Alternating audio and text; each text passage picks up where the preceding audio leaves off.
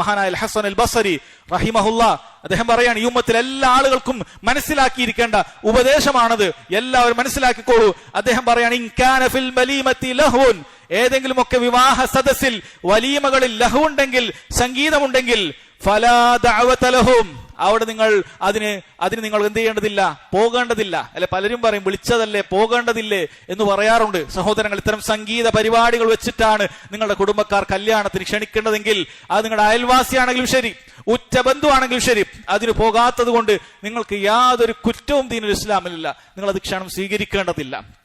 എപ്പോഴല്ലാതെ ചില പണ്ഡിതന്മാർ പറഞ്ഞു, അവിടെ നിങ്ങൾ പോയിട്ട് അതിനെ നിങ്ങൾക്ക് മാറ്റി നല്ല നിലക്ക് തന്നെ, അല്ലെ, നമ്മൾ നല്ല നിലക്ക് തന്നെ പറയാനാണ് പറയുന്നത്, അറിയില്ലാത്തത് കൊണ്ടായിരിക്കാം, നല്ല നിലക്ക് തന്നെ അവരോട് പോയി സംസാരിച്ചിട്ട് ഇതിന്റെ ഗൗരവം പറഞ്ഞിട്ട് ഒന്ന് മാറ്റി അവിടെ വെക്കുകയാണെങ്കിൽ അത് നീ പോകൽ ഹൈറാൻ. കാരണം ഒരുപാട് ആളുകൾ ആ കാര്യത്തിന് രക്ഷപ്പെടും. അതുകൊണ്ട് തന്നെ സഹോദരങ്ങളെ മനസ്സിലാക്കുക, എത്ര കല്യാണ വീടുകളാണ്, പ്രത്യേകിച്ചും മലബാർ ഏരിയകളിൽ സഹോദരങ്ങളെ വളരെയധികം മുസ്ലിം മക്കൾ ഇന്ന് ഈ സംഗീതം കൊണ്ട് പരീക്ഷിക്കപ്പെട്ടിരിക്കുകയാണ്. ഈ സംഗീതമില്ലാത്ത കല്യാണങ്ങൾ ഇന്ന് കുറഞ്ഞുകൊണ്ടിരിക്കുകയാണ്. ഒന്നുകിൽ ഈ രൂപത്തിൽ വലിയ ട്രൂപ്പുകളെ കൊണ്ടുവന്ന് ഇത്തരം സംഗീത പരിപാടികൾ വെക്കുകയാണ്. ഇതിനൊന്നും സാധിച്ചിട്ടില്ലെങ്കിൽ അവിടെ വലിയ 2 ബോക്സ് കൊണ്ടുവന്ന് അങ്ങനെ ഉച്ചത്തിൽ സംഗീതം സഹോദരങ്ങളെ അതങ്ങനെ വെച്ചുകൊണ്ടേയിരിക്കുകയാണ്. പോകുന്ന ആളുകൾക്ക്, എത്രയോ ആളുകൾക്ക് കുടുംബ ബന്ധം ചേർക്കണമെന്ന് ആഗ്രഹമുള്ളവരുണ്ട്, എത്രയോ ആളുകൾക്ക് ബന്ധം വഷളാവരുതെന്നുള്ള കാര്യമുണ്ട്, ദീനനുസരിച്ച് ഇതിനോടൊന്നും താല്പര്യമില്ലാത്ത ആളുകളുണ്ട്.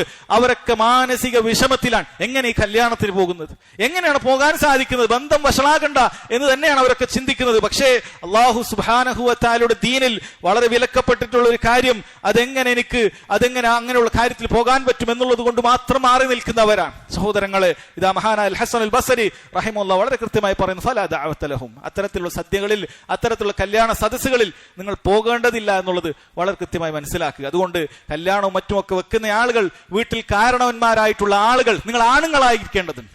ആ സമയത്ത് ഒരു പെണ്ണിനെ പോലെ പെരുമാറരുത്. അതൊക്കെ ചെക്കന്മാര് ചെയ്യുന്നതാണ്, വരന്റെ കൂട്ടുകാര് ചെയ്യുന്നതാണ്, ഇന്നയാൾ ചെയ്യുന്നതാണ് എന്ന് നീ പറയും. ഈ വീടുണ്ടാക്കിയത് നീയാണ്, ഈ വീടുണ്ടാക്കിയത് ഞാൻ. ചിലപ്പോൾ ഇതിന്റെ വലിയ കാര്യമായ ചെലവ് പോലും കൊടുക്കുന്നത് ഈ വ്യക്തിയായിരിക്കും. എന്നിട്ട് സഹോദരങ്ങളെ വളരെയധികം ദുർബലനായിക്കൊണ്ട് ഇതിൽ നിന്ന് മാറി നിൽക്കുന്ന പലരെയും കാണാൻ സാധിക്കും. അങ്ങനെ ആയിക്കൂടാ.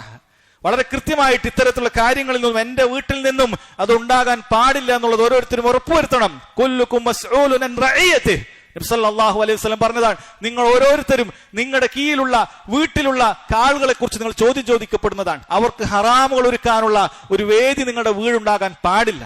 സഹോദരങ്ങൾ വളരെ ഗൗരവത്തിൽ മനസ്സിലാക്കുക. അല്ലാഹു സുബ്ഹാനഹു വ തആല മനസ്സിലാക്കാനുള്ള തൗഫീഖ് ചെയ്യുമാറാകട്ടെ.